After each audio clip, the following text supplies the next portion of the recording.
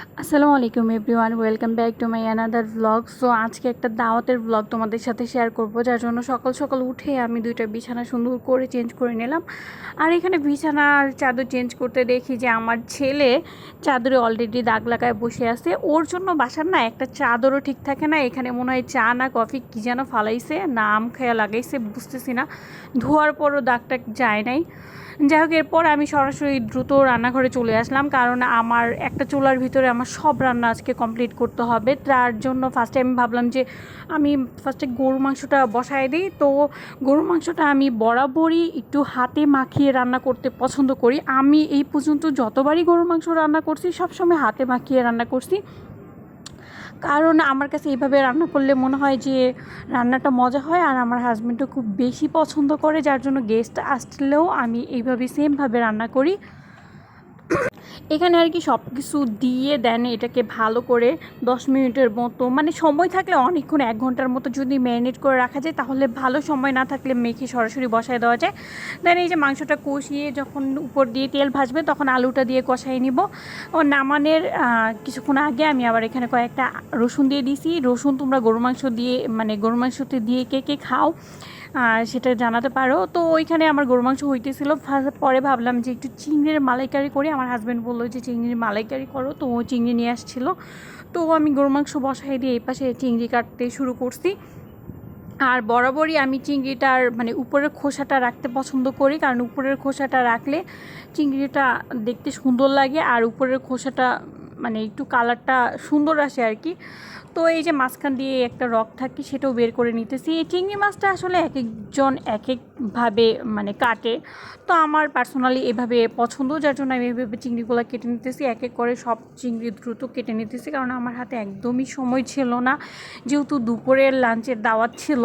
তো খুব তাড়াহুড়ো করে রান্না করতেছিলাম, এক হাতে সব কাজ একসাথে করা মানে, তাও চুলা আমার বাসায় যদি চুলা দুইটা থাকতো তাহলে হয়তো এত সমস্যা হইতো না, দুই চুলায় আমি ইজিলি বসাই দিতে পারতাম। কিন্তু যেহেতু একটা চুলা, যার জন্য রান্না করতে একটু হিমশিম খেয়ে যাইতেছিলাম।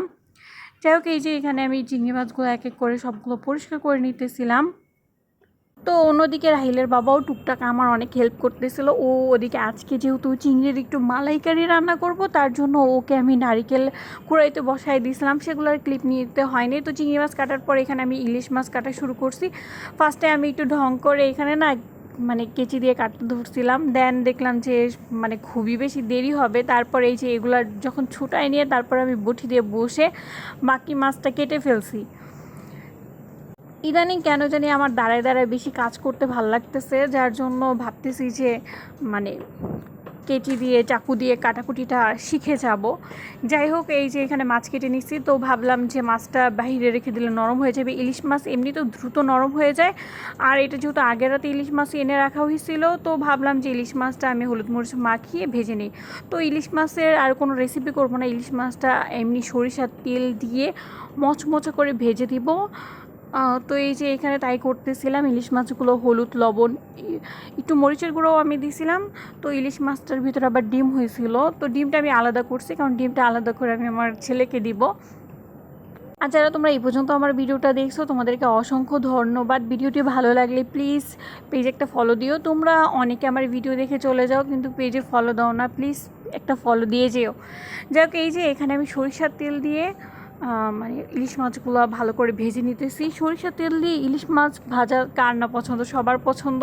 তো আজকের মেনুটা বেশি মানে বড় করতেছি না, মানে সাধ্যের মতো মানে সাধ্যের ভিতরে যতটুকু পারি অতটুকু করার চেষ্টা করতেছি। আমার বাসায় আসলে চুলা তিনটা, দুইটা হলো লাইনের গ্যাসের চুলা আর একটা হলো গ্যাসের চুলা মানে সিলিন্ডারের চুলা। তো যেটা হয় গ্যাস সকালবেলা চলে যায়, যার জন্য আমার মাঝে মাঝে সিলিন্ডার ইউজ করতে হয়। আর আজকে যেহেতু বাসায় গেস্ট আসবে, মাস্ট আজকে সিলিন্ডার ইউজ করতে হবে, কারণ গ্যাস 8টার পরে বাসায় একদম গ্যাস থাকে না। যে গ্যাস থাকে সেই গ্যাসে আর কি রান্না করার মতো পসিবল না। তো ওই মাছগুলো আমি ভেজে নিয়েছি। এখানে আমি একটু চিংড়ি মাছের মালাইকারি করে নিতেছি। মালাইকারিটা এটা আমার সেকেন্ড টাইম রান্না করা। তো চিংড়ি মাছের মালাইকারিটা কিন্তু বেশ হয়, এটার রেসিপি আমি রিলস আকারে শেয়ার করব। তোমরা মানে যারা পারো না, আমি জানি যে অনেকে পারে, আর যারা পারো না তোমরা রিলস চেক করে নিতে পারো। তো এইখানে আমার চিংড়ির মালাইকারি হয়ে গেছে। মানে ফুল রেসিপি যদি আমি শেয়ার করতে চাই তাহলে ভিডিওটা খুব বেশি বড় হয়ে যাবে, আর বড় ভিডিও কার দেখতে ভালো লাগে বলো। তো এর জন্য তোমাদের সাথে হালকা পাতলা মানে শেয়ার করা। তো তোমাদের কাদের চিংড়ির মালাইকারি ভালো লাগলে সেটা কিন্তু কমেন্ট করে জানাতে পারো, আর কে কোথা থেকে ভিডিওটা দেখছো সেটা কিন্তু কমেন্ট করে জানাতে পারো। চিংড়ির মালাইকারি পার্সোনালি আমাদের সবারই ভালো লাগে। তো এখানে এই যে চিংড়ির মালাইকারি, সালাদ বানিয়েছিলাম, দেন এই যে সাদা ভাত, একটু পোলাও রান্না করছিলাম, সাথে একটু পাতলা ডাল রান্না করছিলাম, দেন ইলিশ মাছ ভাজা তো ছিলই, সাথে গরুর মাংস। এই মানে সিম্পল রেসিপি ছিল। তো ভিডিওটি ভালো লাগলে অবশ্যই জানাবা। আজকের মতো এই পর্যন্তই।